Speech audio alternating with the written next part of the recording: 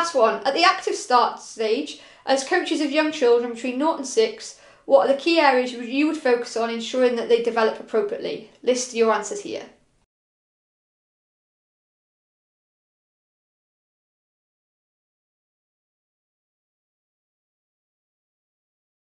Task 2. Fundamental sport skills. What type of activities would you include in a session for children at this stage of development? And which factors, physical, social, emotional, etc. would you focus on developing? Which aspects of sport are not crucial for the development at this stage? Jot down your answers.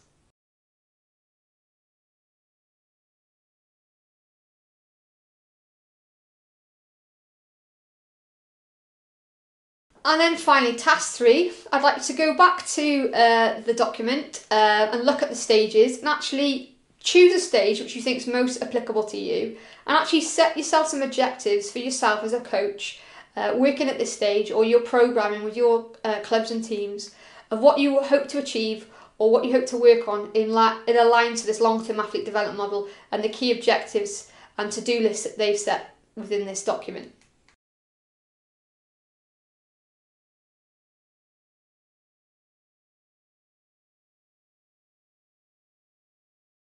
From this, you should hopefully start to be able to identify if there are any particular gaps in your children's coaching knowledge. Are you able to engage and cater for all children that you coach? Are you a coach that nurtures talent? Are you a coach that nurtures people? And could you make a difference? So think about these key points as you're working through this. So to conclude, an effective coach is integrated the application of different knowledge bases, the professional, the interpersonal and the intrapersonal, to fulfil the multiple outcomes and varying needs of all participants within a specific context, as Coate and Gilbert 2009.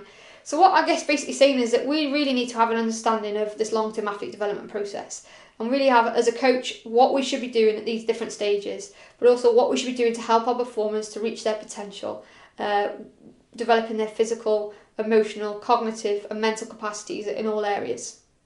To conclude this session, to really kind of hone in your ideas around what long-term athlete development is, I've actually got a video which I'd like you to access, which is based on a piece of work a third-year student did for me as an assessment, which their topic was developing a resource on long-term athlete development.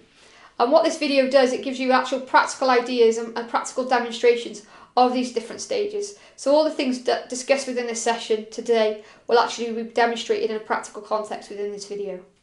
So spend a bit of time watching this video. Hopefully, you've enjoyed today's session, and now you as a coach and someone working in sport have a greater understanding of what long-term athlete or player development is and how you can embed and improve yourself when you're working with all athletes and performers.